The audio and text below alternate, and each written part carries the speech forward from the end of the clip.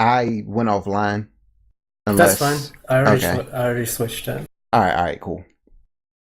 So we have $10 from Psychotic, who says, "Good luck on Magical Popcorn Set. Try not to die to the fish.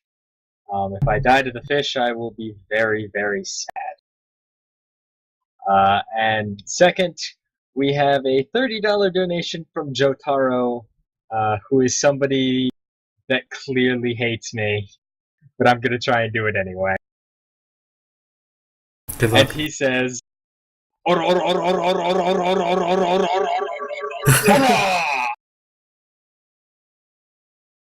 Jotaro.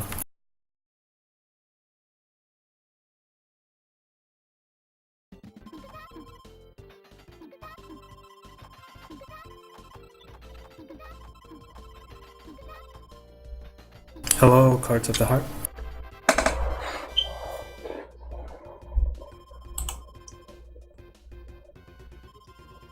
Can you hear us? Ah, yes. Welcome. Alright. Hello, hello, hello. Hello.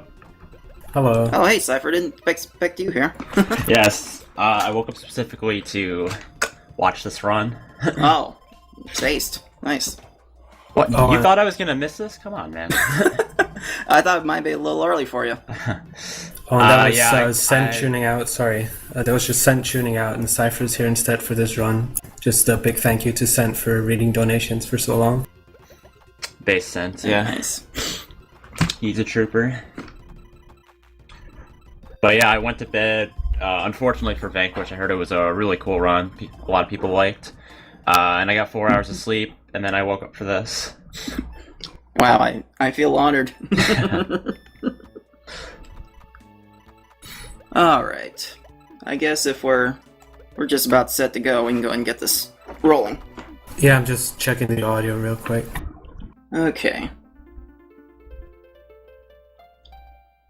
Can you guys keep talking? I'll keep yeah. adjusting. Oh, Of yeah, course. yeah. So, if you don't know, Paneled Upon is the original Japanese version of what would be reskinned as Tetris Attack for North America. Mm-hmm. Has It's cute not little a complete reskin. There are some differences in mechanics that I will get into later, but for the most part, it plays exactly the same. Yeah. Nintendo probably rightly figured that this game wouldn't have as much appeal as sticking in popular Mario characters from Yoshi's Island. And yet, the CEO of the Tetris company still called it one of the greatest regrets he had by putting the Tetris name on it. Oh, right, yeah. Alright, I think we're good. So, Alright. give me a countdown whenever ready, and we'll get you started. Alrighty then. Just a little note on timing differences before we get this started. Most of us in the English-speaking Puzzle League community start from selecting the difficulty, because most of us only play this game in races, and this is the most convenient place to start a race. But the Japanese start their timing from the end of the countdown on the first stage. So I'll go ahead and get this going, and I will give you the countdown when that comes up. Alright, so 3, 2, 1, go! Alright, so, like Cypher said earlier, welcome to Tetris Attack. At least what Tetris Attack was before it became Tetris Attack. And for anyone who has not seen this game, the idea is just to make combos and chains. Combos you make by matching more than 3 blocks of the same color in a row. Chains you make by linking sets of matching blocks like so. The combos and chains do 2 things for you. Not only do they stop your stack from rising for a little bit, which is great, because if your stack reaches the top of the screen, if it breaks through the top of the screen, you lose. So obviously being able to make more combos and chains does so much for your survival. But most importantly for this run, combos and chains send those garbage blocks that you're seeing as pass back and forth. And I have found that the best way to success in this game, and I did way too much there. that's a general tendency of mine to overestimate how much garbage I need to send in order to clear a stage, because it's kind of random depending on how the opponent reacts to their opening stack. But the best way I've found is to send a roughly equal stack of combos and chains. So I would start with like a 5 or 6 chain, and then try to get 3 rows of garbage blocks on 3 rows of combo garbage on top of that, because there's a little bit of manipulation that happens with the lower level opponents if you do that. Even if the opponent gets a clear on the garbage, clears the garbage to turn it into normal blocks. Even if they do, if they have a match up top, they will generally try to go up to the top of the screen in order to make that clear, ignoring whatever else they have available. So the lower level opponents are just too slow, and they'll just lose just like that. Let's see. Well, maybe talk about some of the tech, because this wouldn't be a decent speed game without some form of tech. And there are ways you can manipulate timings to extend the chains. They have a bunch of different looks to them, but they essentially come in 2 flavors. There's a catch, where you're catching a block in midair in order to slide it into a stack, and the game will actually count that as a chain, believe it or not. And that is a frame perfect maneuver. There's also a slide, where you're sliding a block. You're sliding blocks underneath a falling block, manipulating when the block comes to a rest. And if you time that just right, the game will also count that as a chain. And that is, in this game, it's a 2-frame window. Let's see. So, like I said earlier, this game is mostly the same as Tetris Attack, but the main difference between them is in the opponent's AI patterns. In this game, the opponents are fast and they try to go for more combos instead of chains. In Tetris Attack, they're a little slower, but it's compensated for by making their AI go for more chains. So it gets really unpredictable how fast certain stages can be completed in each game. Do you want to talk about your approach to combos and chains in terms of like sending garbage as fast as possible?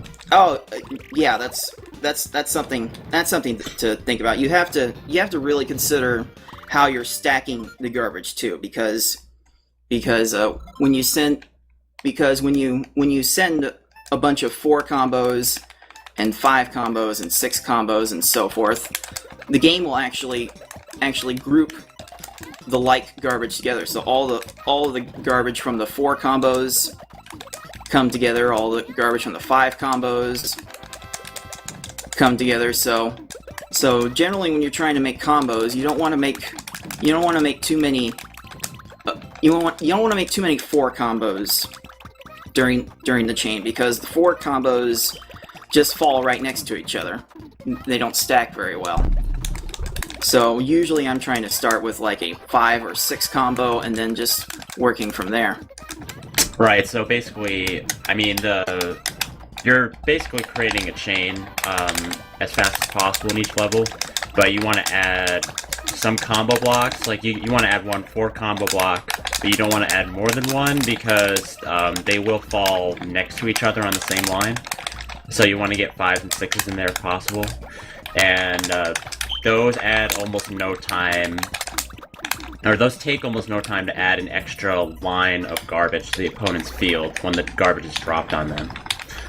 The whole goal of this run is to just stack as much garbage on top of the opponent as fast as you can. You can also try and have multiple chain links going at once, meaning that you have multiple clears happening, like outside of the typical one row falls from the other one clearing. You can have multiple things like that going on, but it's actually very, very difficult to do that consistently. Yeah, I try to focus on that a little more when I do Pokemon Puzzle League, because that's generally a slower game. It's easier for me to react to those in that fashion. But Yeah, this game's just a little fast for me. I grew up with Pokemon Puzzle League. I didn't grow up with Tetris Attack, so I'm still trying to get used to the speed of this game. So it's a little harder for me to try to keep multiple chain sequences up. Card says that, but he does have the record for very hard mode on Tetris Attack. For this game... somehow. Yeah, somehow. For this game, Panel Upon, it has some slight differences, so it is categorized differently from Tetris Attack, and there is a really, really amazing run on Nico Video. Oh my goodness, so good. I forget the name, Card probably remembers it. Yeah, the name of the runner. His name is Muhi Shogun. Muhi_Shogun, I think is his Twitter. And his time under this timing method is 7 minutes 33 seconds. Yeah, not only does he get pretty good luck, he has totally on-point execution with all the frame tricks that save like minor amounts of time in terms of getting garbage to the opponent's field as fast as possible. And when I first watched it, I was just like amazed that he never dropped any attempt at those tricks. Yeah, that is just it's so important to get your chains on point, because if you don't beat them in the first 20 seconds or so, you can end up spending up to a minute on any given stage. So I just find it really amazing that I think his longest stage was 27 seconds. Wow. which was absolutely amazing for a game like this. Mm-hmm. All right, we're getting close to the end. There are 12 stages. Just beat stage 10. So I'm gonna try to go through. I'm gonna try to announce my thought process out loud in this stage, just to show you how fast you have to think to get through these. So I see a 6 combo here, and I guess I can go to red, and then purple, and then try stack some blues. Purple, reds. Look at their stack. I don't have enough combos, so keep chaining. So green to yellow, and then that should be it, maybe. But I'll keep throwing a bunch of combos down to back it up. Oh, a chain there. But yeah, that's just kind of the thinking. Ooh, I managed to pile enough garbage on him to prevent him making a move. That's nice. But yeah, that just goes to show you the thought process that you have to go through to play this game at a really high level. Also, we're coming up on the last stage now, so time is coming up soon.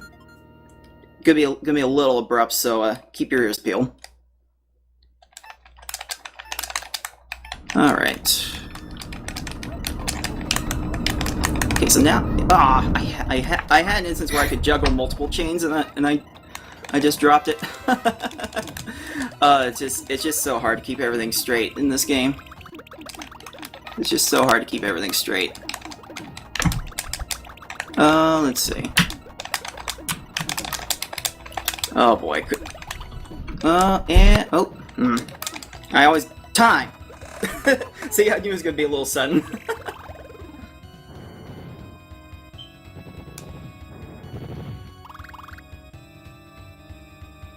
Nice run, man.